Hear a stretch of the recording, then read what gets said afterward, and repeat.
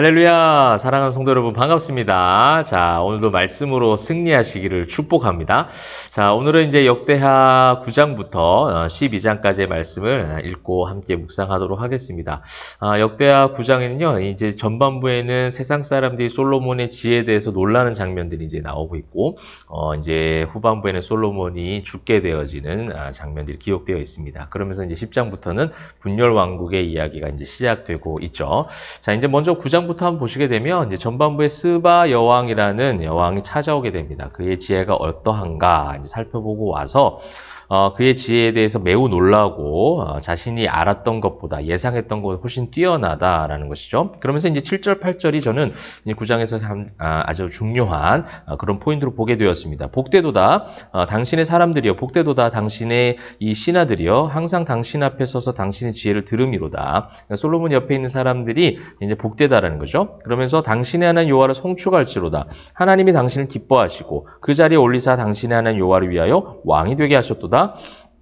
당신의 하나님이 이스라엘을 사랑하사 영원히 견고하게 하시려고 당신을 세워 그들의 왕으로 삼아 정의와 공의를 행하게 하셨도다 하고, 자, 세상 사람이었던 스바 여왕이 너무 놀라운 언약적 고백을 지금 하고 있습니다.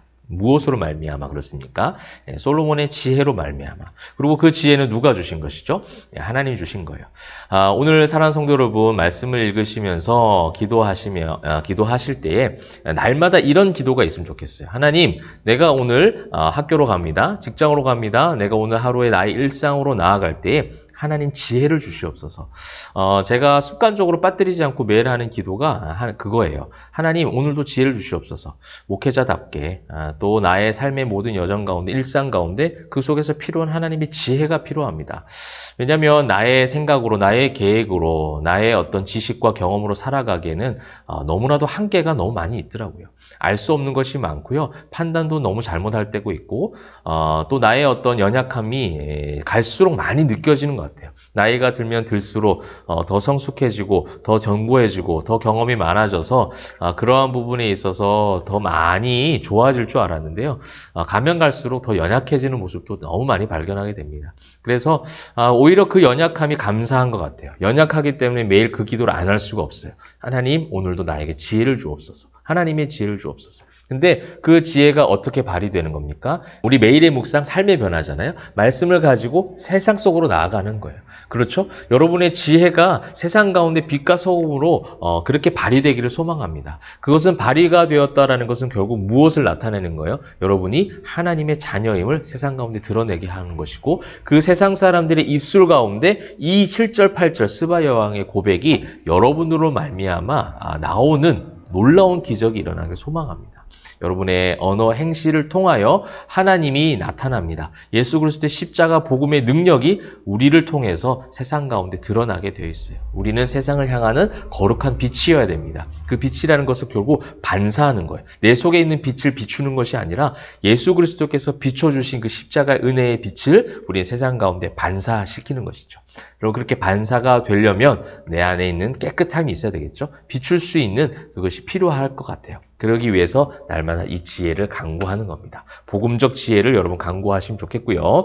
자, 그 다음부터 이제 10장에는요, 르호보암이 등장하게 됩니다. 분열 왕국의 이야기는 우리 열왕기 상하 말씀을 보시면서 여러분 많이 이제 보셨기 때문에 아시겠는데요. 중요한 건 그겁니다. 자, 이제 르호보암과 여로보암이 부딪히면서 분열 왕국이 일어나요. 이제 16절 보시게 되면 온 이스라엘은 왕이 자기들의 말을 듣지 아니함을 보고 왕에게 대답하여 이르되 우리가 다윗과 무슨 관계가 있느냐. 자, 하나님은 다윗을 통해서 솔로몬을 통해서 언약을 맺으셨어요. 언약을 성취해 가시죠. 그런데 죄악된 인간은 이 언약을 파기하려고 하는 거예요. 이 고백인 겁니다. 다윗과 무슨 상관이 있느냐? 하나님의 언약이 그냥 휴지 조각이 되게 만드는 죄인들의 모습이라는 거예요. 여러분, 이 성경의 독자들, 그죠? 70년 포로기를 마친 이스라엘 백성들에게 필요한 메시지, 또 오늘날 이 성경에 있는 우리에게 필요한 메시지라는 거예요. 하나님 우리에게 베푸신 구원의 은혜를 너무나도 가볍게 여길 때가 많이 있습니다. 그죠? 가장 중요한 나를 거듭나게 하신 예수 그리스도의 십자가에 놀라우신 값없는 은혜, 그 값없는 은혜라서 그런지 모르겠지만 너무 값싸게 만드는 건 아닌가라는 것을 한번 생각해 보게 되는 것이죠. 이들이 그렇게 했기 때문에 언약을 가볍게 여겼고, 그래서 율법을 떠나였고 말씀을 듣지 아니하였기 때문에 어떻게 됐어요? 무너졌다라는 거예요. 여러분 이제 그런 말씀들이 이제 11장, 12장에 나오고 있어요. 12장 한번 보실까요? 르호보암의 나라가 견고하고 세력이 강해짐에 인간적 세력과 견고함이 강해지는데 중요한 것은 무엇이냐면 그가 여호와의 율법을 버리니 온 이스라엘이 본받은지라. 그럼 온 이스라엘이 본받았다. 역대상 역대하에 계속해서 나오는 온 이스라엘 연합함에 대해서 하나님은 지금 원하고 계세요. 근데 그 연합함이 깨진 것이 무엇입니까? 그 왕들이 하나님의 율법을 말씀을 버리고 그렇게 쫓아가지 아니하였던 그 패역함 때문이었다라는 거예요. 이것을 지금 이제 성전을 재건하고 자신들의 삶의 예루살렘 무너졌던 모든 것들을 재건해야 될 이스라엘 백성들이 주신 가장 중요한 숙제였다라는 겁니다. 하나님과의 관계에 깨어짐, 성전의 무너짐, 그죠? 제사의 무너짐. 이때까지만 해도 성전은 견고하게 세워져 있었습니다. 모든 것들이 눈으로 보기에 가시적으로 화려하게 다 세워져 있었어요. 무너진 건 없었어요. 근데 지금 그들의 마음과 신앙은 다 무너지고 있었다는 거예요. 하나님과 하나님께서 맺으신 그 모든 언약을 파괴하며 가볍게 여기고 휴지 조각처럼 버려버렸던 그들의 그 패역한 무너짐들을 지금 교훈 삼으라는 거죠. 다시 또 이 전철을 밟지 말라는 겁니다. 그래서 7절에 여호와께서 그들이 스스로 겸비함을 보신지라 이렇게 이제 여호와께 범죄하였기 때문에 이제 이방 국가가 쳐들어오고 그렇게 침략을 하였고 성읍들을 빼앗고 그리고 위기들을 맞이하게 되니 그때서야 이제 스스로 겸비하여 낮추고 하나님 앞에 돌아오는 거죠. 이 사사기적 패턴이죠. 그런데 하나님께서 뭐라고 7절에 말씀하시냐면 내가 멸하지 아니하고 저희를 조금 구원하여 이 조금 구원하여라는 말에 대해서 신학자들의 여러 가지 해석이 있습니다. 이런 위기 상황 가운데 이 조금이라는 히브리어는 아주 재빠르게 또 빠르게 대처하셔서 빠르게 이제 이 어떤 위기 상황들을 구출해 가시는 하나님의 섭리다라고 말을 하는 부분도 있고요.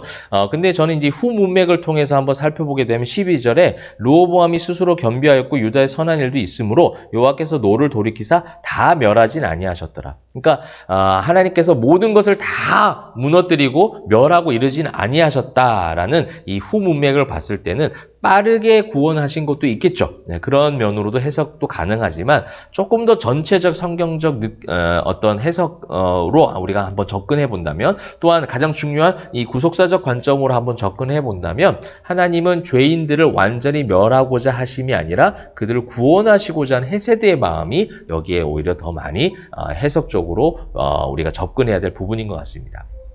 그렇죠? 그래서 이 죄인들이 이 창세기 때 아담과 하와가 죄를 지었지만 그들을 완전히 멸하지 아니하시잖아요. 그렇죠? 하나님 아들을 예비하셔서 우리를 구원하시고자 하는 그 언약 계획, 구원 계획 가운데 지금 계속해서 이어져 가고 있는 거예요. 이 르호보암이 잘못했지만 다 멸하지 아니하였고 조금 구원하였다라는 것은 하나님께서 우리를 그 죄인들을 절대로 멸하시고자 함이 아니라 세우고자 하십니다. 이 이스라엘 백성들이 예루살렘을 다시 한번 세워야 되잖아요. 그 세워가심의 하나님의 마음을 계속해서 알도록 역대기 기자는 기록을 하고 있는 것입니다. 그래서 죽어야 마땅한 죄인이지만 그러나 그들을 죽이지 아니하시는 어떤 구원사적 그런 마음들도 우리가 살펴볼 수 있겠습니다. 자, 이제 9장에 이제 솔로몬의 왕조가 끝나고 르호보암의 이야기가 시작되고 있는 우리 장면들을 보게 되어집니다. 우리가 첫 번째로 묵상했던 것처럼 여러분들을 통해서 하나님의 지혜가, 하나님의 사랑이, 하나님의 마음들이 여러분의 직장과 학교와 사업토로 전해지길 소망합니다. 우리는 그런 축복의 통로들이 되어줘야 돼요. 그렇게 해서 그들의 입술 가운데 하나님을 높일 수 있도록 여러분도 오늘 조금 더 인내하시고 조금 더 선한 양선의 마음들을 많이 베푸시면 좋겠고요. 사랑으로 여러분들이 대하는 많은 사람들에게 그 예수님의 사랑을 잘 전달해 주면 좋겠고요. 그렇게 이제 견고하게 세워져 가던 모든 상황 가운데 결국 르호보암 때 여로보암이 부딪히게 되었고 다윗의 언약 그것을 다 휴지 조각처럼 파기해 버리는 언약을 중요시 여기지 않고 세상 가운데로 나아가 버리는 그런 분열 왕국의 시작을 볼 수가 있었습니다. 그런 것을 보면서 우리 역시도 우리에게 임하신 구원의 은혜를 가볍게 여기지 말고 값없이 주신 거지만 값싼 것은 아니에요. 너무나도 엄청난 대가를 치루어서 우리에게 얻어진 구원의 은혜입니다. 이 구원의 은혜로 말미암은 소망이 또 그 만족이 회복되어지기를 축복하고요. 그 구원의 은혜로 말미암은 계속되는 하나님의 동행하심도 경험하시는 오늘 하루가 되시기를 바랍니다. 그런 하루로서 믿음이 있는 성도로서 신앙인으로서 여러분들이 귀한 구원의 축복의 사랑의 통로가 되어지시기를 간절히 주님의 이름으로 축복합니다. 기도하겠습니다.